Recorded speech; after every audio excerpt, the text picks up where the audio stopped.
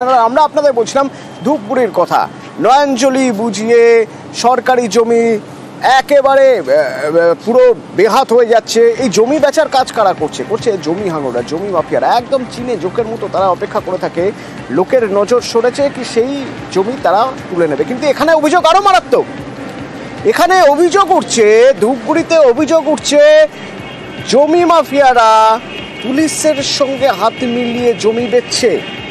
Rocky রয়েছে আমার প্রতিনিধি সরাসরি আমার সঙ্গে। রকি আরো ভালো বলতে পারবে। রকি,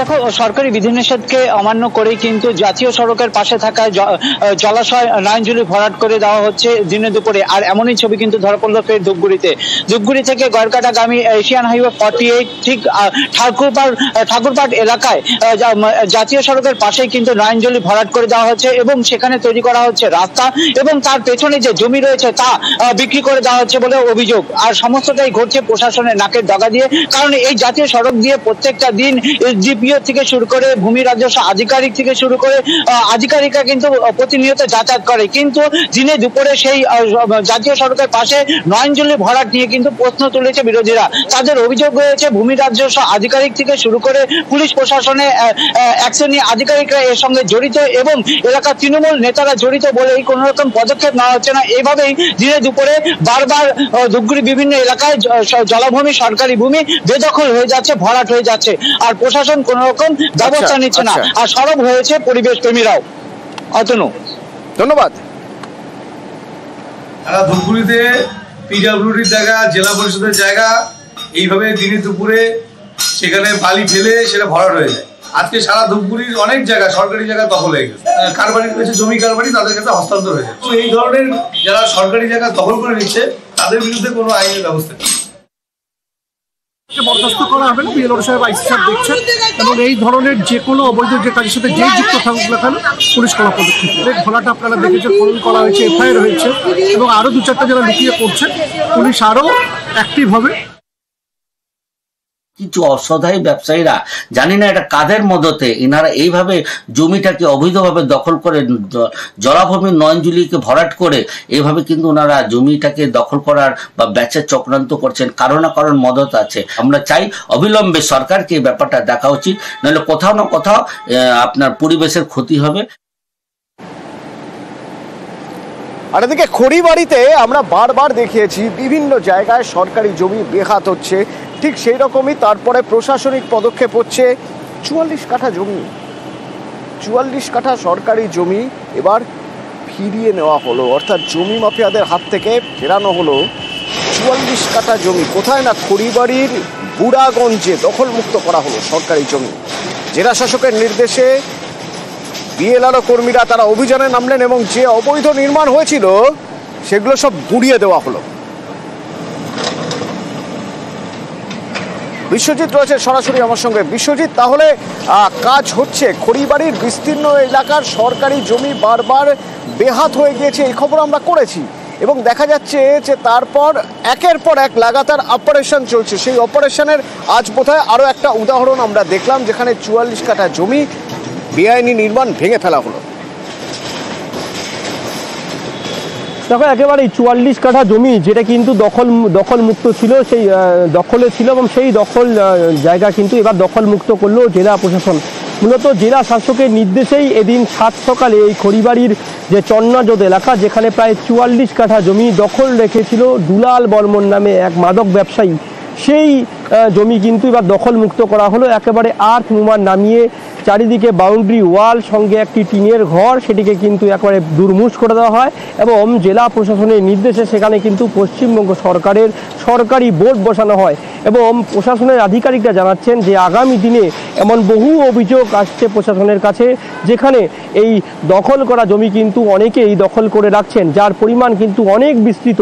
44 কাঠা জমি। তুমি জানো যে রাজ্য সরকারের পক্ষ থেকে ভূমিহীনদের 3 কাঠা জমির উপর বাড়ির নির্দেশ এবং ভূমির পাট্টা দেওয়া হয়, কিন্তু দেখা যাচ্ছে বেশ কিছু জমি মাফিয়ারা, বেশ কিছু মাদক ব্যবসায়ীরা তারাও কিন্তু বিভিন্ন জায়গায় সরকারি জমি যেখানে দখল নয় সেখানে অবৈধ নির্মাণ করছেন।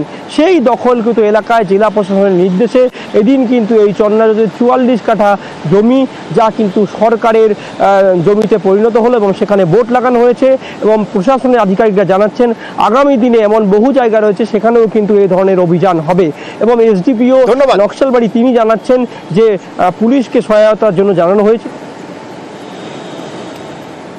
যেখানটা অবৈধ বিল্ডিং বানাচ্ছে সেগুলো আমরা ধীরে ধীরে আমরা সরকারের দখলে নিচ্ছি এবং সাইনবোর্ড লাগাচ্ছি।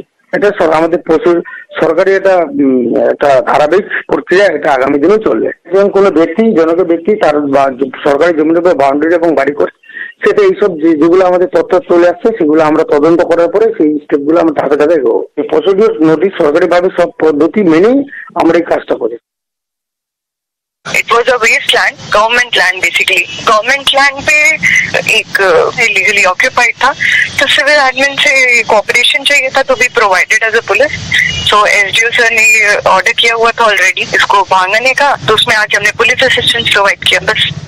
পঞ্চায়েতের কাজ, সেই কাজের প্রতিবাদ করে কোর্টে চলে গিয়েছিলেন। ফল কি হলো?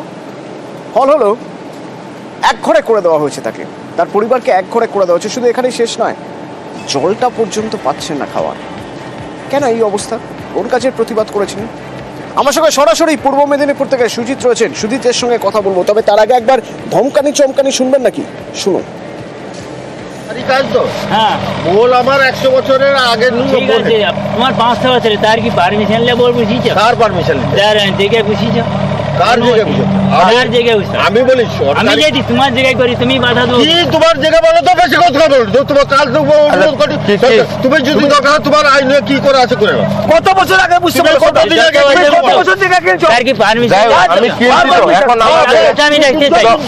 এখন আমি যে না বলছি কিছু তো একটা আলোচনা করু, তারপরে তো বুঝছো আলোচনাটা কি এটা তো ক্ষতি করলে কইব।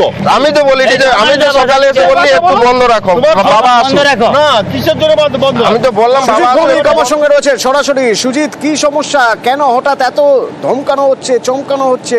আদালতে গিয়ে এমন কি অপরাধ করে ফেলেছেন উনি? আইনের দ্বারস্থ হয়েছেন। তিনি বলছেন যখন বলে কয়ে কাজ হচ্ছে না, বাধ্য হয়েছেন আইনের দ্বারস্থ হচ্ছে। তার ব্যক্তিগত জমি, সেই জমিতে যে জায়গায় ক্যালভার্ট করার কথা বলা হচ্ছিল সমস্যা রয়েছেন তিনি বলেছিলেন, তার দাবি। তারপরেও কাজ হয়নি। বদলে কি জুটেছে না, সালিসি সভায় একবারে তাকে নিদান দেওয়া হয়েছে, তাকে সামাজিক বয়কট করার জন্য। সেখানে তুমি যেটা বললে যে জল নিতে বাধা দেওয়া হচ্ছে, শুধু তাই নয় ধান চাষ করতে বাধা দেওয়া হচ্ছে এবং তাকে রীতিমতো একঘরে করে রাখা হয়েছে এই সমাজে। এবং পূর্ব মেদিনীপুর তাম্রলিপ্তর জেলা, সেখানে কিনা এমন ঘটনা, যে ঘটনা নিয়ে তিনি ভিডিওকে বলেছেন কাজ হয়নি, থানায় নালিশ জানাতে গেছেন, থানায় নালিশ নেননি এবং তিনি একেবারে আদালতের দ্বারস্থ হয়েছেন। কারণ তিনি বলছেন যে তার দাবিটা ঠিক রয়েছে, বৈধ দাবি, কিন্তু অবৈধভাবে তার উপর যে গাজোয়ারি সেটা তিনি মেনে নিতে পারেননি। আর না মেনে নিতে পারতেই মাতব্বর অর্থাৎ গ্রাম কমিটির মাতব্বর, যে কমিটিতে আধিক্য রয়েছে শাসক দলের নেতাদের, এবং তারা নাকি একেবারে রীতিমতো শাসানি খুনের হুমকি পর্যন্ত দিচ্ছেন। এবং অতনু এই ঘটনা রীতিমতো শোরগোল ফেলেছে, প্রশাসনের দ্বারস্থ হয়েছেন, এসপিডিএম এর কাছে চিঠি লিখেছেন এবং আইনের দ্বারস্থ হয়ে তিনি চাইছেন যে আইনই সমাধান। কারণ তিনি বলছেন যে আইনকে মান্যতা দিয়ে তিনি গিয়েছেন, কিন্তু তাতেই বসা হয়েছে মাতব্বরদের। তারা কি করেছেন না, একেবারে যেটা করেছেন সেটা হলো বর্তমান এই সমাজে, এই আধুনিক সমাজে যেটা করা যায় না তেমন ঘটনা। সেখানে সামাজিক বয়কট, সেখানে তাকে জল দিতে দেওয়া হচ্ছে না, চাষ করতে দেওয়া হচ্ছে না, ভয়ঙ্কর ঘটনা। এখন দেখার নিউজ 18 বাংলায় খবর হলে এটা সমাধান হবে তার আশা। তিনি তাই আমাদের খবর দিয়েছিলেন, গিয়ে করলাম।